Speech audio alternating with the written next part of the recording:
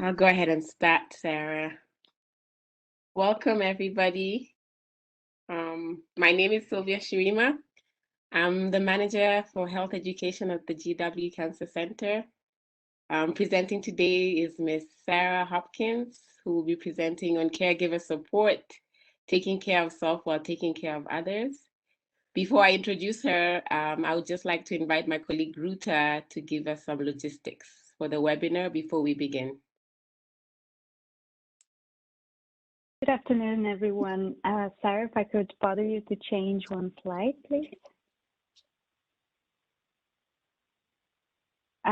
So my name is Ruta Brashenskate. I'm a program associate at the GW Cancer Center. And let's begin with a few housekeeping items. So currently all audio lines are muted. Therefore, please activate your Q&A feature by clicking on the three dots on your bottom right corner if you are not able to see the panel. You can use Q&A to send questions, information relevant to the presentation or our discussion. Next slide, please.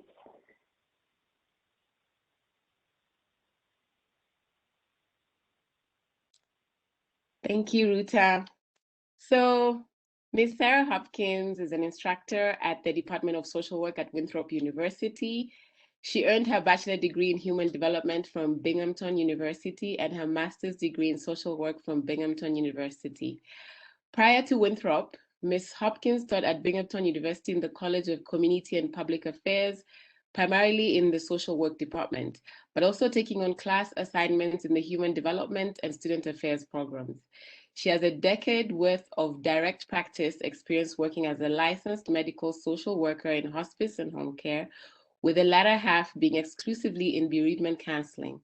Ms. Hopkins is very passionate about working with grief and loss and feels that it is something that society overlooks and believes in being a resource to community agencies and organizations as a support for loss and change. In social work education, Ms. Hopkins believes in developing the whole student. Due to this belief, she incorporates self-care practices in the classroom, making sure students develop and engage in self-care practice prior to becoming practitioners. Through this incorporation, Ms. Hopkins helps to help develop social workers whom are less apt to experience professional burnout. So without further ado, may I welcome Ms. Sarah Hopkins to start presenting. Over to you, Sarah. Thank you, Sylvia, for the introduction, and Ruta for all the work behind the scenes, and Mandy for the recommendation. And you did a wonderful job saying Binghamton. Usually Binghamton gets butchered all over the place, so you did a beautiful job. You might have been the best one yet. So again, my name is Sarah Hopkins. I am coming from you today from Rock Hill, South Carolina. I was just saying, as we were waiting for the webinar to start, we just got the cusp of Elsa coming up through. So I was a little bit nervous this morning when I woke up and said, please let the winds and rain not be too much here. As Sylvia said, I am a transplant from Binghamton, New York. I have been down here in the South for, goodness, a little over 3 years now. And grief and loss is really my passion. As she mentioned, I was a hospice social worker for over 10 years and now am in my second academic appointment. So I'm glad to be here with you for the next hour. Hopefully you are all able to take a little bit of something with you from today. I know the PowerPoint will be available, the webinar will be available. It's only an hour. There's a lot in the hour. So I hope this is not just one and done for you. I hope that you can make some time to go back and reflect on what we talk about today and put some more thought into it. So the objectives of today, we're going to validate the experiences that many cancer caregivers have navigated during the pandemics, offer opportunities for self-reflection from pandemic experiences for all of you as professional cancer caregivers, and then finally offer resources for a self-revitalization plan to move forward as a professional cancer caregiver. I know that for many of these webinars, it can be very easy to multitask through. I miss live in-person presentations because I'm a wanderer. I will wander the room. I will talk to all of you. I would get to know all of your names, and that's the way I teach as well. So as much as possible today throughout the presentation, if you have questions, please don't save them for the end. Please type them into the Q&A.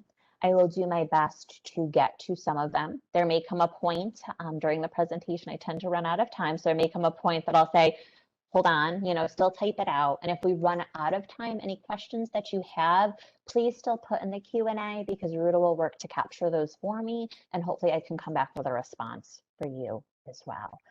So again, I want this to be as interactive as possible. If you are multitasking through, I can't see if you are or not, but I would ask you to give yourself the next hour to really focus in on yourself and to close down the other tabs. What we're really going to be doing today is talking about the elephant in the room. And for some folks, this can be really, really uncomfortable. And when I say elephant in the room, my guess is many of you are going to different places in your mind. Well, what's the elephant in the room? Is it the pandemics? Is it being a cancer, provider, supporter, caregiver? It's both of those things, but it's also all of the losses that have happened since March 2020 and losses before then. Not just losses for those that you work with, but losses for yourself. We're going to get into some heavier ideas of grief and loss. And today I'm going to encourage you not to just think about those that you serve, but I also want you to reflect on your own life since March 2020. For some of you, you're like, I can't do that. That's not safe. Like I have the rest of my day to live through. And I respect that. But I ask you to come back and think about it. And if it's safer for you for the next hour to think about this through the professional caregiving lens and think about those that you work with, you may absolutely do that. I encourage you, though, to really take a look inside. How have you been coping? How have you been doing? How have you been surviving or maybe even thriving during the pandemics? And with that, I want you to remind you that it's not selfish to refill your own cup so that you can pour into others. It's not just a luxury, it's essential. And I don't know about for all of you, but especially in my time at hospice as a professional caregiver, it can be really, really hard to take care of myself. Not just as a professional caregiver, but as a mom, as an instructor, as a friend, as a daughter, as all of those different roles we all serve. I think those of us that go into professional caregiving, we take care of everyone else, and then we ourselves get what's left over, which can really turn into burnout. And I know especially since the pandemics have hit, a lot of us have been crashing and burning as we go through this, especially as we still try to provide care to those who are in front of us in our professional lives. So what we're going to do over the course of the next hour, less than that now, is we're going to look at all of the losses, some of the losses that have been faced since March 2020, again, both for yourselves and those that you work with. And we're going to do this through a lens and through the lens of this tier model of grief. If I could see you all right now, if we were sitting in a room, I'd have folks raise their hands and just ask, who's familiar with Elizabeth Kubler-Ross? And my guess is the majority of you are familiar with Kubler-Ross's work, and you're familiar with the 5 stages of grief and grieving. My guess would be even more than that because of the work that you do. Some of you may know that the 5 stages that Kubler-Ross came up with was never intended for those who were grieving after a loss to work through those. That model was intended for the person who was diagnosed with a terminal illness to come to some sort of acceptance with the terminal illness. So I get frustrated with Kubler-Ross. Sometimes I love the work she did, but I get frustrated when I work with those who are already in bereavement and who already had a loss. We're trying to work through those 5 stages and come to acceptance. I find that the model in front of us, which is by J. William Worden, the tier model of grief, or the 4 tasks of mourning, to be a more manageable model to work through. Working through that T, to accept the reality of the loss. What even are the losses? E, experiencing the pain, this is where a lot of people are like, yeah, no, I'm not going to experience pain. I got to get past this grief because I can't do the pain part. adjusting to a new life without the person, which we're going to change a little bit for today, and finally, R, reinvesting in the new reality. So with the T, to accept the reality of the loss. Before we really accept the reality of the loss, we first need to define what a loss is. And a lot of times we jump right to a person. We jump right to a person becoming ill or a person dying. But we need to remember it's a person, place, thing, relationship, situation, and it can be dependent upon what our culture defines as loss.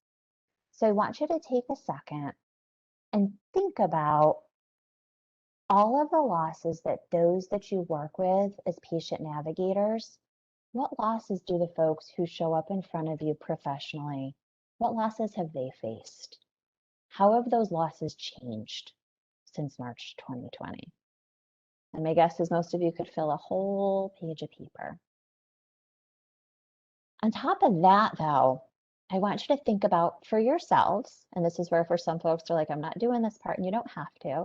I want you to think about for yourselves what losses you've experienced since March 2020, both personally and professionally.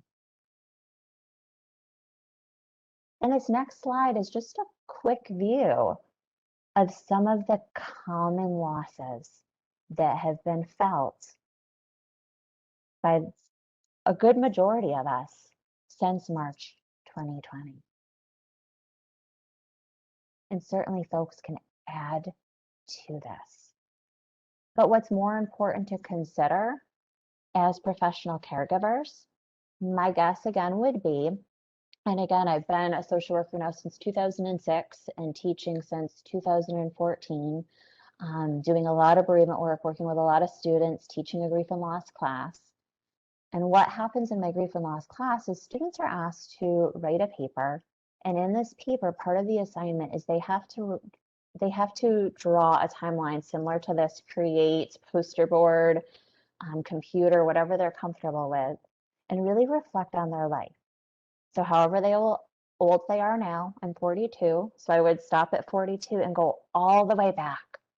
What major losses have I had in my life over the last 42 years? Not just loss through death, but loss in general, going back to the way that we defined loss earlier. And some of you might be thinking, okay, what's the connection? Why is this important right now? Because what happens is these losses that we faced cumulatively since March of 2020, the losses that we brought in to this cumulative loss impacts how we handle the losses that we're currently in. It even impacts how you handle the losses of those that you work with. For an example, and I share this jokingly, I'm great at helping other people with their loss. I know this. I'm a horrible griever myself. I'm awful. Like I talk to my friends when I'm going through something and they're like, how do you help other people? Like your process is ridiculous. I'm like, I'm aware. I have insight into it. I know my process is ridiculous.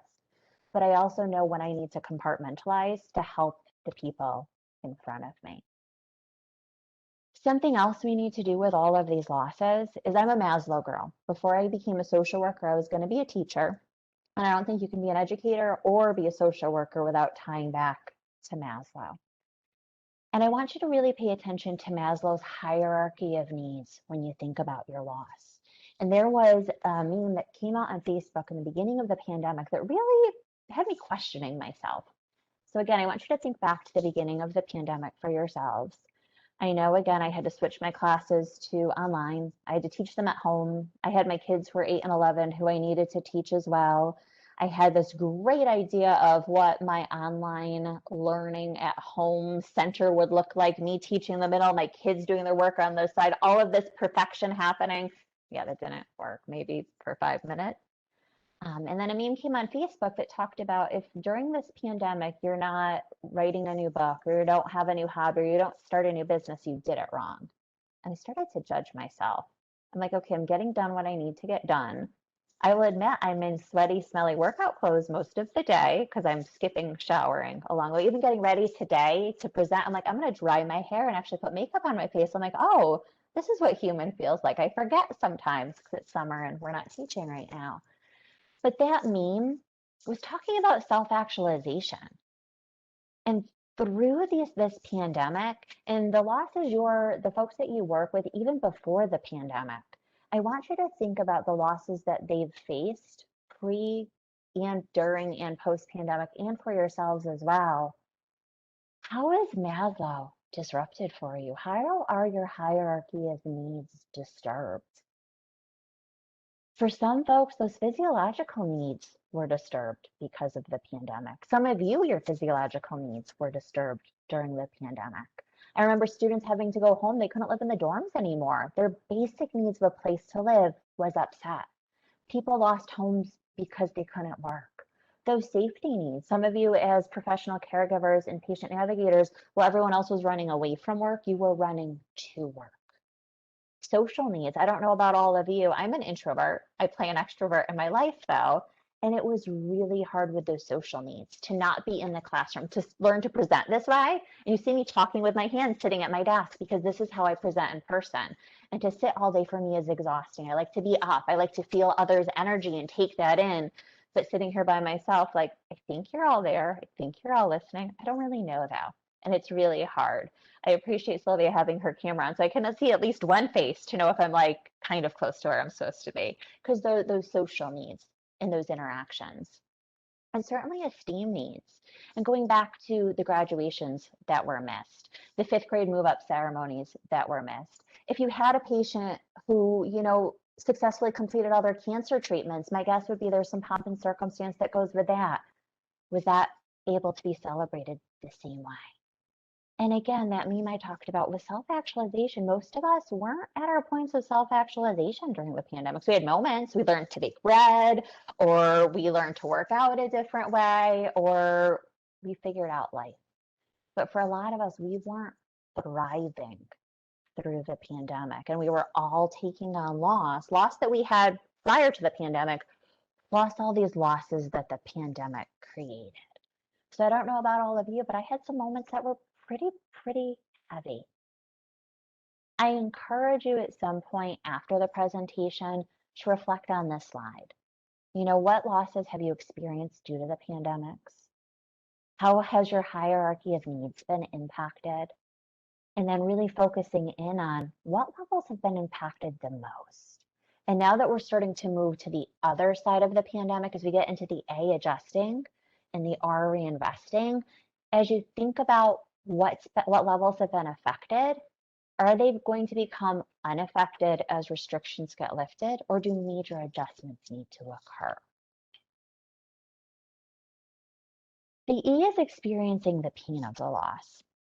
And like I said, this is where a lot of folks are like, I can't do pain. I cannot feel the grief. I cannot do it. And this is where even for myself, I'm like, let me work out. Let me go for a run. Let me watch something different. Let me do whatever I can do to not feel that raw sadness, which I know for myself, when I do allow myself to feel the raw sadness, it comes up stronger and more intense than it should because I stuff it down all of the time. But I really want you to think about for yourself. Since March of 2020, if you had to pick one feeling word to really say how you've been feeling because of the pandemics, what would it be? And I want you to go ahead and use the Q&A if you're comfortable. And just in the Q&A box, type the one overarching feeling that you've had because of the pandemics. Anger.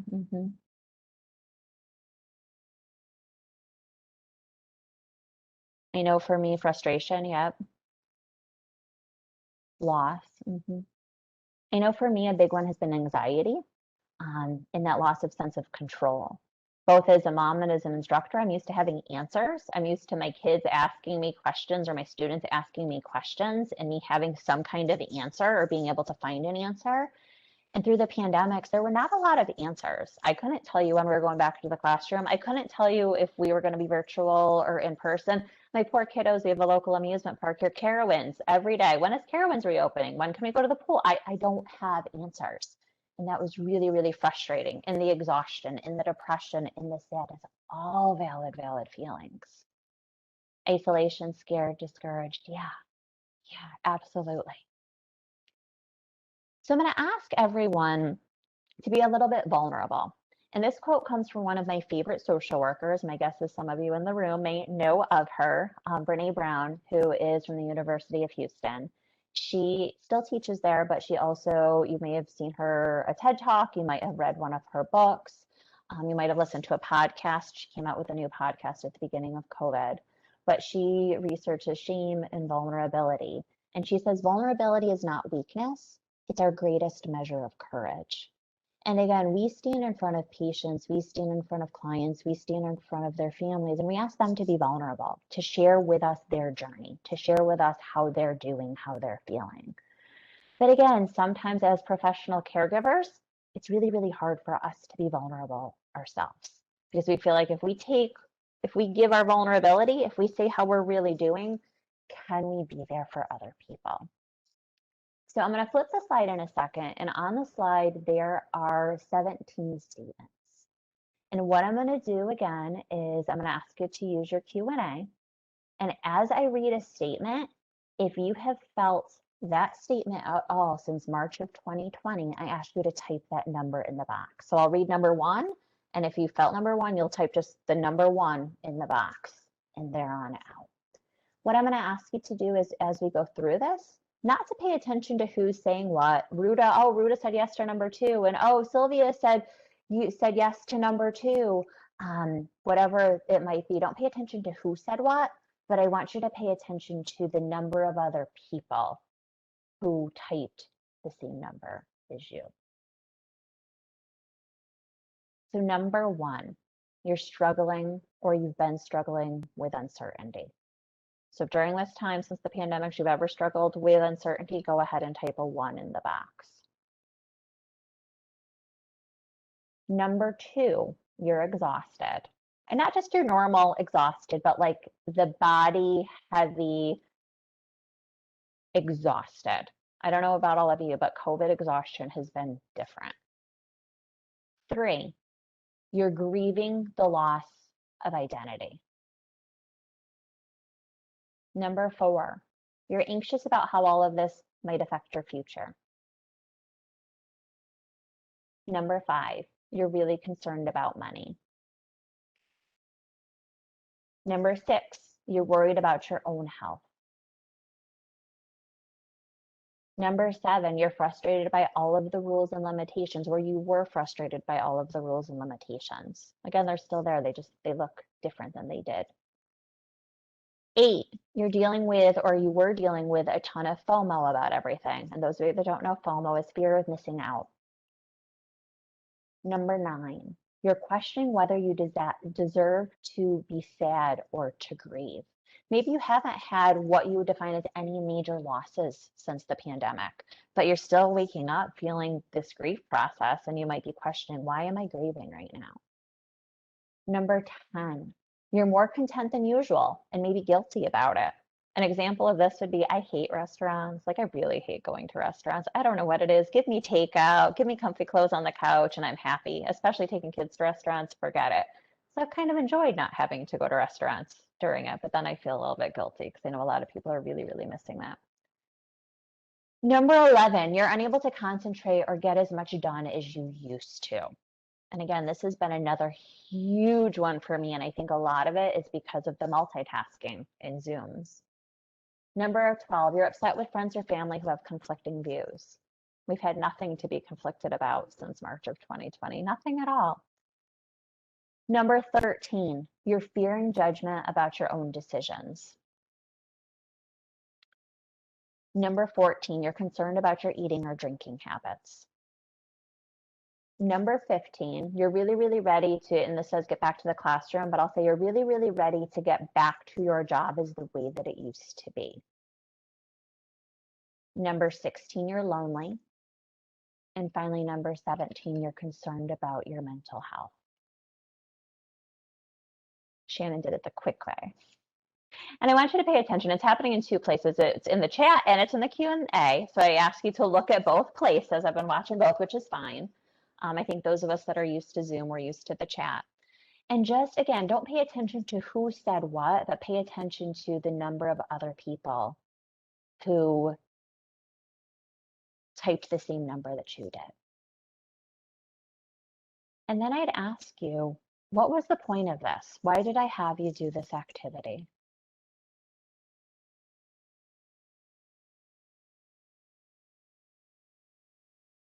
What was the point of this activity? You can answer in the Q&A or the chat. I have both open, so I will accept an answer in either place. Self-reflection. Kimberly, absolutely self-reflection, but why else? Did anyone feel better after this activity? To show we are all struggling with something. Yes, Courtney. That validation piece, that I'm not alone in this, in that self-examine. Yeah, you're not alone in this. We used to say, you know what, we're all in the same boat. We're not all in the same boat. We've all been on the same rocky sea since March of 2020, and we're all in very different boats. Some of us have canoes, some of us have stand-up paddle boards, some of us are out there in a rowboat that has a leak and we don't really know how to swim, and we're like, oh, what's going to happen when this boat fills with water? Like, am I going to make it? Am I not going to make it? Like, we're all traveling that same sea, but how we're traveling it looks so very different. And part of the experiencing the pain is the conversation. So I really want you to think about post-webinar today when you have some time for reflection, because I'm sure all of you have tons of time for self-reflection in the shower, you know, up at 2 a.m., whatever you do. I walk a lot to self-reflect. Really think about what have been your most common feelings. Did anything in the 17 question activity items surprise you? Have you really been allowing yourself to feel the feelings? And if so, how? And have you been numbing the feelings instead? And certainly when we look back at, where is it, number 14, there's been a lot of numbing that's gone on with eating and drinking and, you know, prescription drug use and other drug use. And there has been a lot of numbing. And I understand why the numbing has happened, because it's been a lot to negotiate. And this activity, it says students in here because this activity first came out by Gold, who's an assistant professor in Washington University in St. Louis at the medical school. And she created this 17-item list for college students. But the more folks that I present to on this topic, these 17 items really hit home for the majority of us through the pandemic. The A is adjusting to a new life. And the way Warden talked about it is he talked about adjusting to a new life without the person. Because again, he first came up with the tier model, or the 4 tasks of grieving, to help folks work through their grief after losing a loved one. But I love this model so much, and it speaks to me so much. I just keep taking it and I keep putting it in other situations because I think it's a great way to be able to work through and process things. So I want you to think about the A as adjusting to a new life. And we've all adjusted or tried to adjust to this COVID life. And now we're starting to adjust to life during and post-COVID again. You know, the big word was pivot. How many of you heard or used the word pivot since the beginning of this? And now it's really that adjustment. And especially in the roles as professional caregivers and in the medical role, you know, it was quite the challenge for all of you. You're working with vulnerable populations to begin with. You're working with folks who really, you know, were scared to catch COVID, and understandably so. And you're looked at one moment as angels being in the healthcare profession. In other moments, you're looked at that, oh, I don't want to go too close to them because they may have been exposed to COVID. So if I get too close, then what's going to happen to me? And certainly we've had to adjust. You know, the wearing of the face masks. I don't know about all of you. Now I'm like finding all of my masks all over the place. And I'm like, oh my, I had more than I had. Why could I not find these when I needed these? And now that I don't need them anymore, they're everywhere. But yet I can't get rid of them yet. There's something about it. Like, I keep collecting them, but I'm not quite ready to get rid of them yet. You know, certainly we had the social distancing.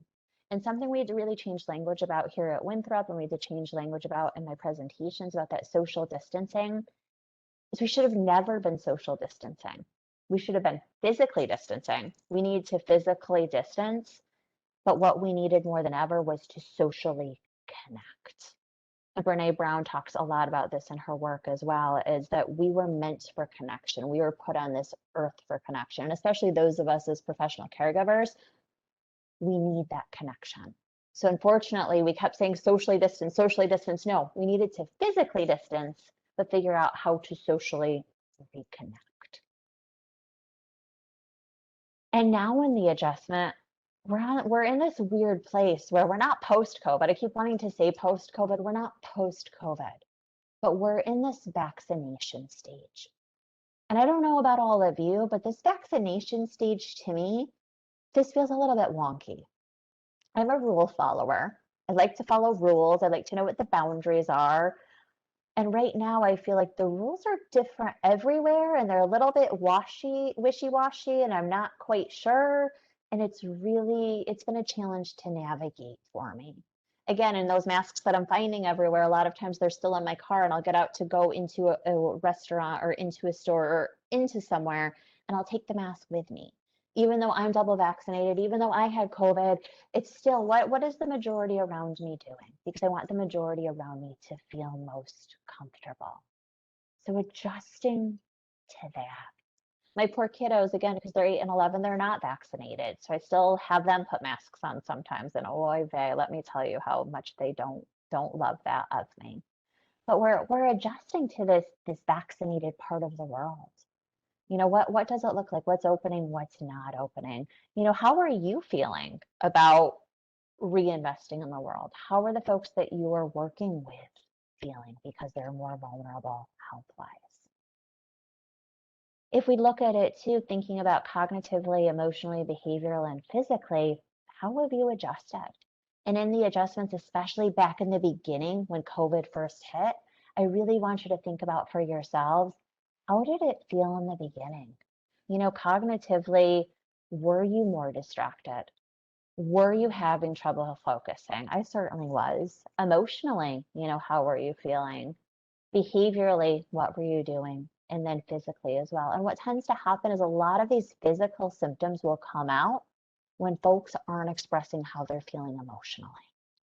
So if you've had more headaches, if you've had more nausea, if you've had more trouble sleeping, I really want you to stop and think, are you talking about how you're feeling? Are you even tuning in to what you're feeling? Are you acknowledging how you're feeling and talking about it and spending time with it? If not, and you're having physical symptoms, I would encourage you to really look at the emotions. Some of you may have seen this as well at the beginning of the pandemic.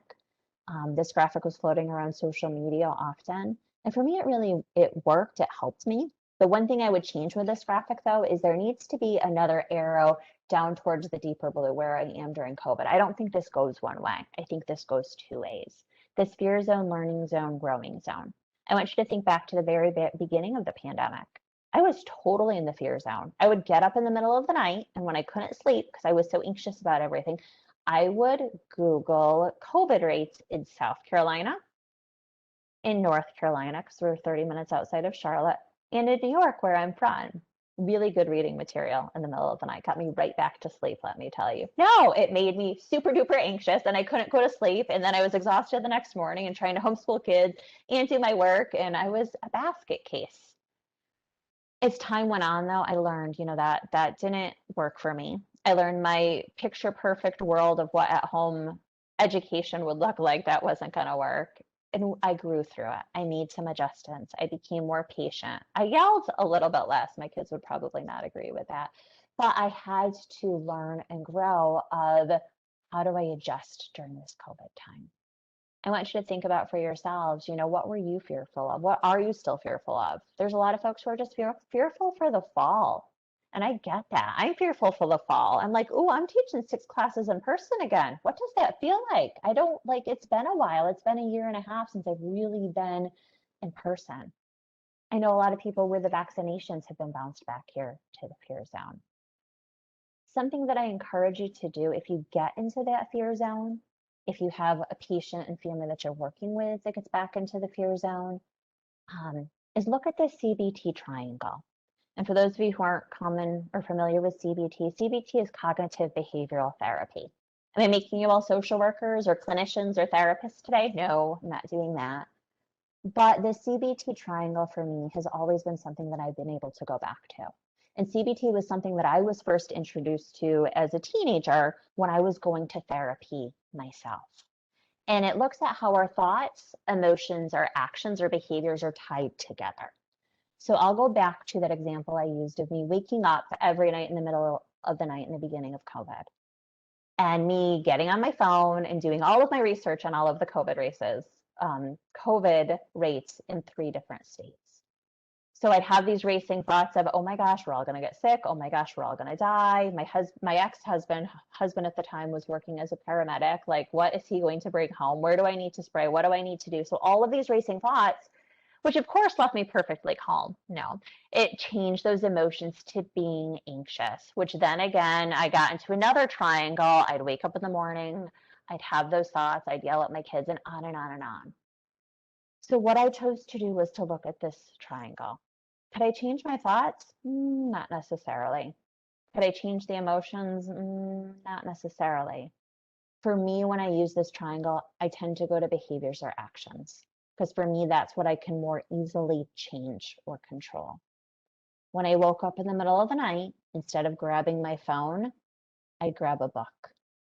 I wasn't allowed to Google anymore. I tried to stop that behavior.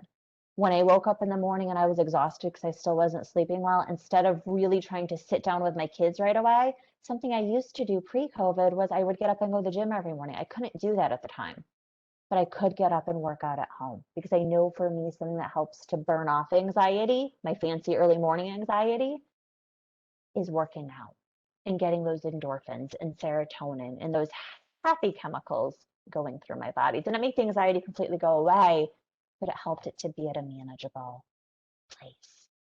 So I encourage you for yourself, as we're still navigating COVID, as we're working to reinvest in the world, if there's something you're really struggling with, try to use this triangle. If there's something that your clients or your patients are really struggling with, look at this triangle, and you can very simply draw this out, and you'll see how it's repetitive. With the adjustment, post today's webinar, these are the questions I really ask you to reflect on for yourselves. Where are you during this time? Even look back. Where were you in the beginning? Where are you now? Are you fearful? Were you fearful?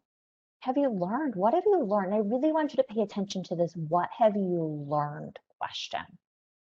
Because one of my fears as fall happens, as things are starting to reopen, a lot of folks are going to try to run back to their life the way that it existed before March of 2020, which is fine. You can do that, but the world is no longer the same place. And dare I say, we are no longer the same people. We are forever changed. Do you want to run back to all of the commitments, obligations, all of the things that you had in your life prior to COVID? And when I say that, I joke and say, my house prior to COVID used to just kind of like be a big closet and a big refrigerator. I would stop there. I would drop bags off. I would grab different bags. I would get a snack. I would get something to eat, and then I'd go on my way. And then during COVID, my home became a place that I never left. I don't want my home to be either of those things. I want my home to be a combination of those, where I can sit still and I can enjoy it. And sometimes I can be on the go. But I know prior to COVID, I had way too many obligations. My kids were way too overextended. So something I'm really focusing in on with the adjustment and the reinvesting is making sure when I say yeses to things, they come from a place of passion. And I know not all of us can do that. Sometimes we have to say yeses that we would much rather not, whether it's we need the money, whether it's we owe someone a favor, whether it's we feel obligated. But I ask you those things that you don't have to say yes to, or you can't say yes to with passion, to try saying no. And in this next point, or this next part with the R, we're going to talk about how to say no, because I think it's pretty common amongst professional caregivers. No can feel like a pretty dirty word sometimes. And then finally, as you reflect on the adjustment, I want you to think about, can you use that CBT triangle to help yourself if you're stuck in a place of fear or anxiety, or your kids, or your clients, or your partner, or whomever in your life. Finally, the R is reinvesting in this new reality. And again, we're in such an interesting place with this new reality. It seems like most places are opening, but it looks a little bit different than it looked prior to March 2020. And again, as this reopening happens, really take stock in yourself. What feels good? What doesn't feel so good? What have you learned since March 2020 about yourself personally and professionally? Even asking the caregivers that you've been working with since the beginning, what have they learned about themselves? Is there part of their care that can be done differently, that was done differently because of COVID? And you know what? That part of care feels better now the way that they're doing it. Does it have to switch back to the way that it was done prior to COVID?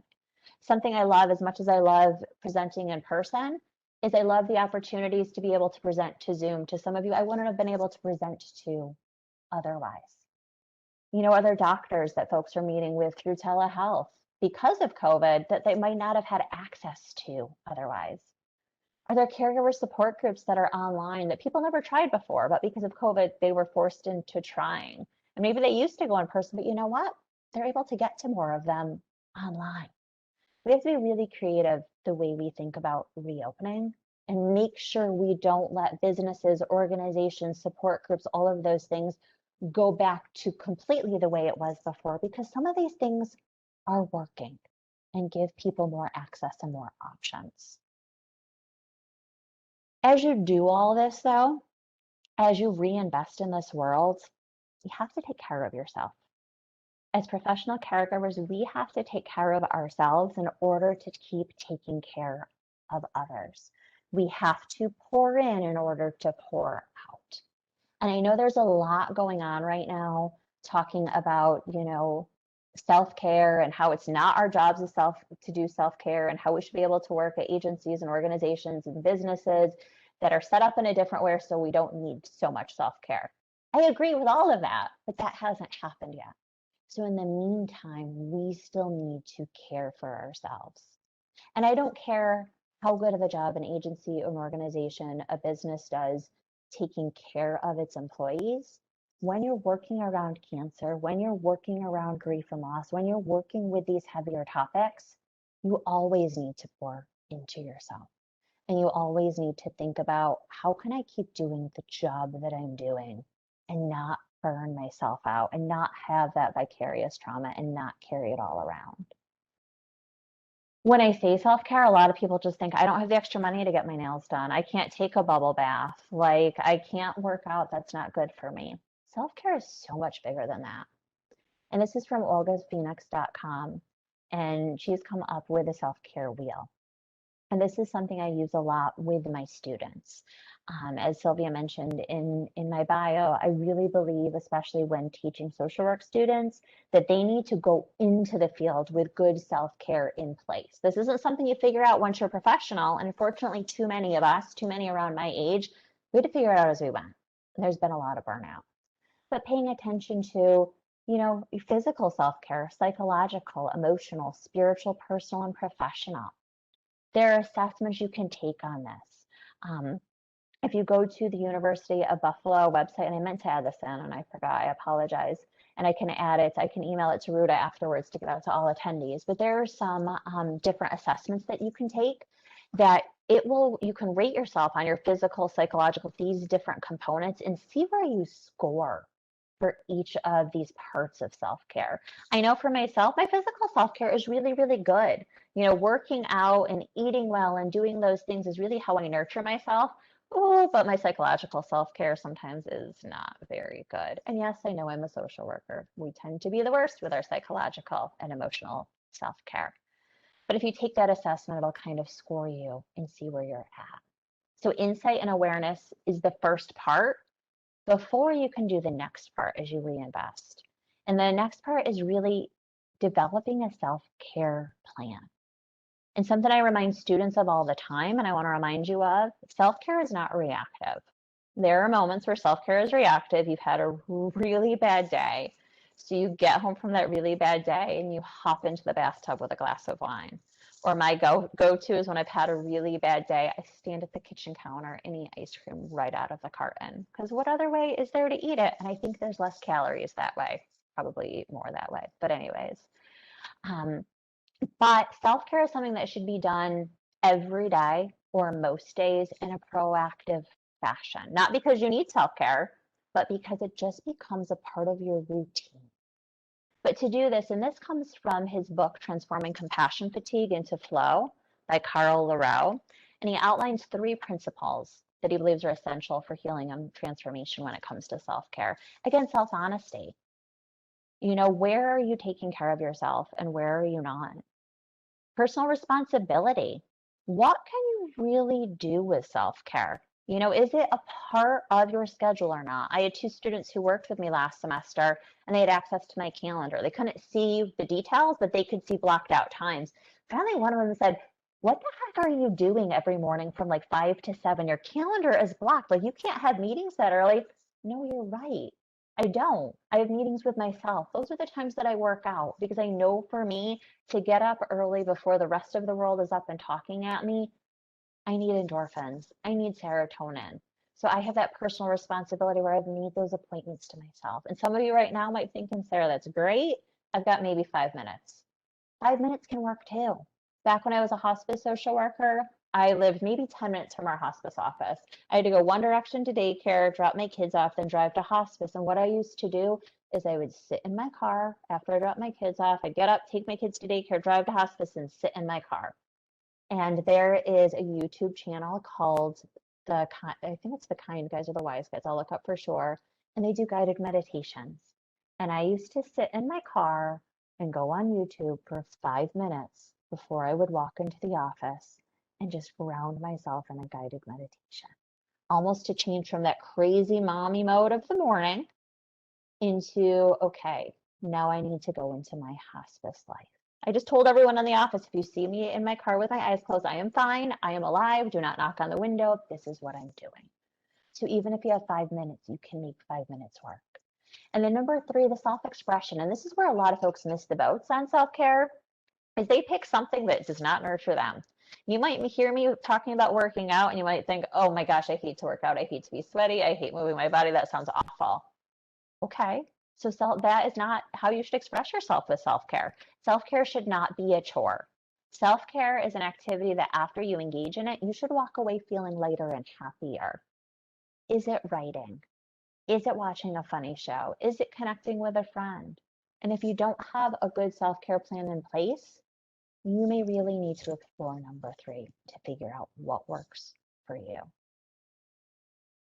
Also with self-care, there are moments where we're going to find ourselves in the middle of a stress cycle. And a great book that I learned about through Brene Brown's podcast is called Burnout. And it's The Secret to Unlocking Stress. And it's by 2 sisters, Emily Nagoski and her sister, Amelia. And if you listen to Brene Brown's podcast, you can listen to them talk about this book as well. And they just talk about, these are some of the different ways if you were in the middle of feeling high levels of stress. Let's say you're in the middle of your workday, you're in the middle of working with a caregiver and you can't, figure out an answer for them, or it's just a really heavy interaction. Or, even through COVID and all of the changes, you're just in the middle of, oh my gosh, everything around me is crumbling. They said these are some ways to complete the stress cycle as it's happening. 1 is physical activity.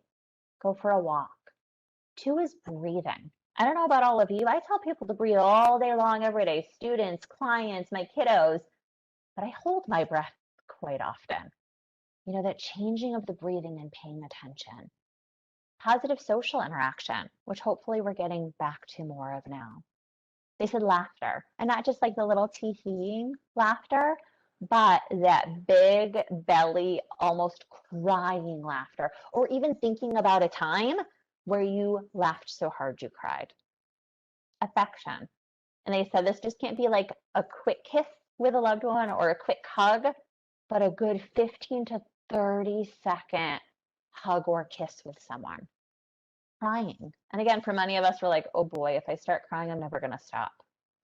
Is there a movie you can watch? I know for me, there's something about Marley and Me. I don't cry at a lot of movies, but dogs, whoo, I can't even flip by Marley and Me on TV without tearing up a little bit. I'm like, no, change it. I can't do that movie. And then creative expression. My sister, is not, everyone in my family teases me. They're like, don't hang out with Sarah. She's going to make you be active. She has an active lifestyle. It's not true. I won't make you be active, but we may park a little bit further away.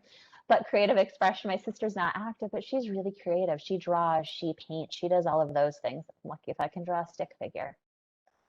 But these are some ways to complete the stress cycle. If we had more time, I'd sit back and make you think of what all of these have in common. But for the sake of time, I'll just tell you. All of these activities help to change the chemicals in our brain as we're going through stress. They help with the endorphins, they help with the serotonin, they help with the dopamine. It's just figuring out what works for you. And that's not to say all that stress is going to go away, but in that moment where you feel like you're starting to drown, this can help you in those moments. Here are some self-care resources for you all as well, because some of you might be like, I don't even know where the heck to start. There is an app called Down Dog, and they were doing a free trial for folks who worked in schools and in healthcare. I'm not sure if that's went away or not, but they were doing this through COVID. Here's the meditation. It was the honest guys, not the kind guys or the wise guys. It's the honest guys. But if you go to their YouTube channel, there are from 5-minute to hour-long meditations. Hear Brene Brown's podcast that I've been talking about. And the Burnout podcast was October 14th, if you want to hear more about that book, which I just thoroughly enjoyed.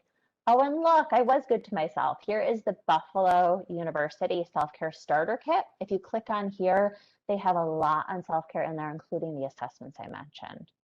Therapy for Black Women. This is a foundation by Rachel Loveland that there are resources available for Black women to get grants and funds for therapy. NAMI. NAMI, anywhere you live across the United States, there are local chapters of NAMI for those who are struggling with mental illnesses and support groups for loved ones. And I had this on from a previous presentation, but looking at where you live, what trails are outside? Something I really discovered during quarantine and during COVID was I love to hike. I knew I liked to be outside. I knew I liked to be active, but there was something about me that I was always kind of chicken to go hiking by myself. And I started hiking alone. And just being outside in nature by myself has been really, really wonderful as I reinvest into this during and post-COVID world. Something else you may need to do as you reinvest, and you may need to tell your caregivers that you work with to do when they reinvest, is setting boundaries.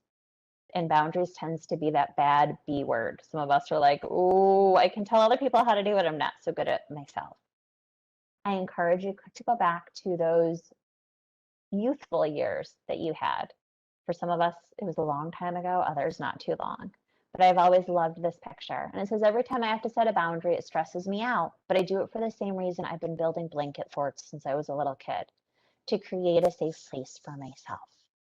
And you need to create boundaries to do the work that you're doing, but also to survive this pandemic. And for a lot of us, we have trouble with boundaries because we can't say no. And I am a recovering, I can't say no word, and I still have trouble with it sometimes.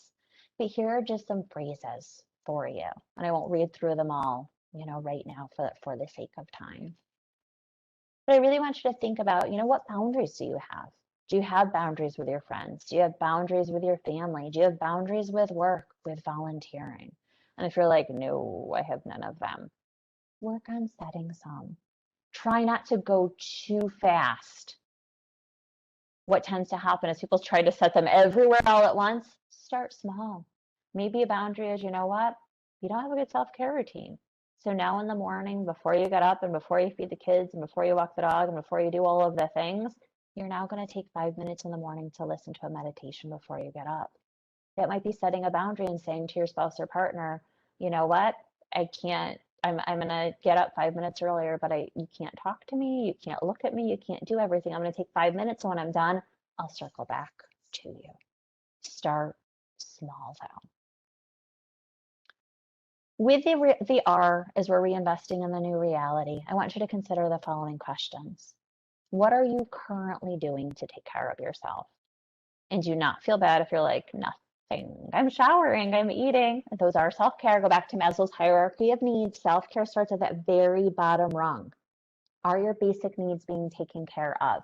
We joke here in the hallway, back before COVID, my colleagues used to run past my door. The bathroom is down past my door. And then they'd come back and talk to me. I'm like, why were you racing? They're like, because they waited till the last second to go to the bathroom. Why are you waiting till the last second to go to the bathroom? Like, none of our work is that important. That is a basic need. When you need to stop to go to the bathroom, stop to go to the bathroom. When you're hungry, stop to eat. Drink your water, do those basic things. And for a lot of us as professional caregivers, we can't even say, yes, we're doing those basic things. And then really thinking about what can you do to take care of yourself moving forward, especially as everything starts to reopen. And ask the families and patients you work with these questions as well. I want you to remember this is not one and done. Caring for yourself and working through grief and loss is not one and done. I wish it was. I wish it was simple. Today is just a start or a reminder for all of you to really check in with yourselves. How are you taking care of yourself? Are you taking care of yourself? And with that, we have 4 minutes left. I did pretty good. I will open it up for any comments, questions, concerns. I have resources in here as well. Just as a reminder, no matter where you live across the US, and I'm sure most of, if not all of you know this, you have hospice available to you. And hospice is not just the care for loved ones, but it's also a bereavement program. Most hospices have all hospices have a bereavement program, but most hospices have support groups that are open to anyone in their area who's lost a loved one, not just for your caregivers, but for yourselves. Certainly the National Suicide Prevention Line, SAMHSA, and the Crisis Text Line as well. And again, looking up your local chapter of NAMI. And again, I just ask you to be easy on yourselves after today's presentation, because some of this was a little bit heavier. So to really think about what can you do to take care of yourselves this afternoon or even this evening. And then the acknowledgements and an evaluation survey. And then I have resources that I use throughout the slide as well. And certainly if there are questions after this, don't hesitate, or comments after this, or if I can be supportive to you in another way, please don't hesitate to reach out to me via email. And I believe in the chat, the link to the survey was just put in there as well. So now I think I've said everything I need to, maybe. Thank you so much, Sarah. That was so beautiful to hear. I hope everybody enjoyed it as much as I did.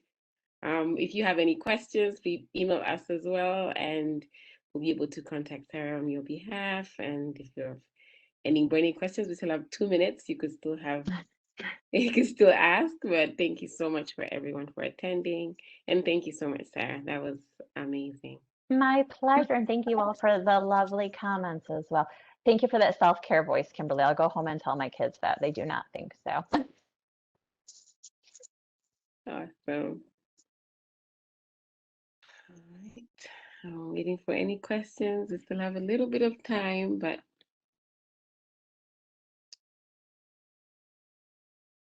We have a few questions. Sure. I'm not sure if you're able to see it. Jennifer is asking, any suggestions how to adjust to permanent remote work? I'm very distracted, feel loss. Feel loss of patient and co-worker interactions, having difficulty adjusting. So Jennifer, you are, if I'm understanding correctly, you are working from home all of the time now. And that is the struggle. And I will admit that's something I've struggled with as well. Something I've tried to do, and I don't know if you have to work like a traditional 8 to 5, if you're allowed to play around with hours at all with that. And I don't know who else is in the house with you, but something I've done when working at home is I've changed my working hours a little bit, and things that I really need to focus in on and things I need to not be distracted about. I'm more of a morning person anyways. I was getting up super early. I would almost get up at like 4 a.m. to 6 a.m. And a lot of that I can't be distracted work I was doing then. And then I was taking a little break, getting up with my kids, going to work out, doing whatever, making sure they were settled, and then going back to work again and kind of chunking my day that way. I I know I was one of those folks who had to go out and buy different things from home to set up a space. I played around with the space for a long time because I'm very distracted as well. And finally, I think it was like the 5th try, I found a space that was well suited. I know for myself too, because I'm used to moving and I'm used to talking to other people, I've learned that I can sit for 2 hours max, and that's pushing it. By 2 hours, I have to get up, and our campus is about a mile in perimeter. I would get up and just walk a mile, 20 minutes, and come back. And at first, I had some guilt about that, but I'm like, if everyone else was back here at the office and everyone was around, I spend more time during the workday than 20 minutes, you know, a couple times throughout the day getting up and talking to other people. It's really trial and error. You have to try it and figure out what works for you, and know that it's not going to be the same as it was working in an office. It will never be the same. Your productivity is going to look different, and it's figuring out what works the best for you. I don't know if that helps at all, Jennifer.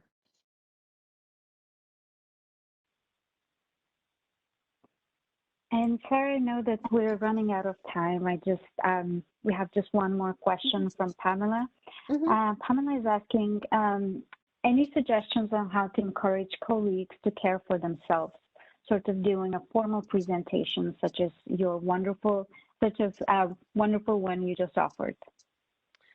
With colleagues, something I've learned over the years, because I will admit I was not always the best at self-care, and especially when I worked at hospice, I was not good at it as a new grad. I didn't have kids yet, and then as I became a mom, as I got married, I'm like, oh boy, I really got to figure this out.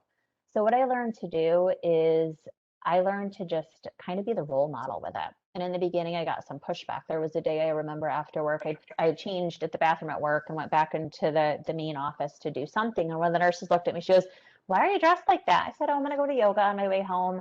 She said, well, your kids have been at daycare all day. Don't you need to get them? I said, my mom's going to pick up my kids. She's like, but don't you miss them? I'm like, yeah, I absolutely miss them. But after I go spend an hour at yoga and then pick them up after, I'm going to be a better mom because of it. And I think something interesting that really happens with self-care and some of the pushback is we need to pay attention to how many different generations are currently in the workforce. I think it's 4 the last time I looked. It might be 5. Don't quote me on this. But we have different generations, more generations than ever before, engaging in the workplace. And we've all come in with different work ethics. And some of the older generations still believe that self-care is selfish. So really working to change that narrative. Something I started doing back at hospice and here too is as I was getting out to go for a walk, if I didn't need that walk by myself, I would just say to my colleagues, hey, I'm going to go for a 20-minute walk. Does anyone want to join me?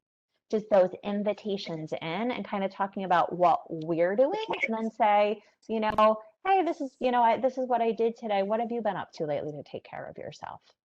So kind of that this is what I'm doing, and then that invitation into that conversation, or even an invitation into that practice. Or rather than a presentation, you know, if you're in charge of other employees, say once a week, we're going to check in just for 15 minutes and we're all going to talk about how we've been caring for ourselves lately or not caring for ourselves. I don't know if that helps, Pamela, but hopefully. Thank you. It's helping me. I think in the essence of time, we have to end there. We will email if there's any other questions, Ruta. I can't see any more questions. I haven't been able to see any questions, but in the essence of time, we'll just like to thank everybody again and end the session there. Thank you so much. Thank you all. Thank you all. Thank you.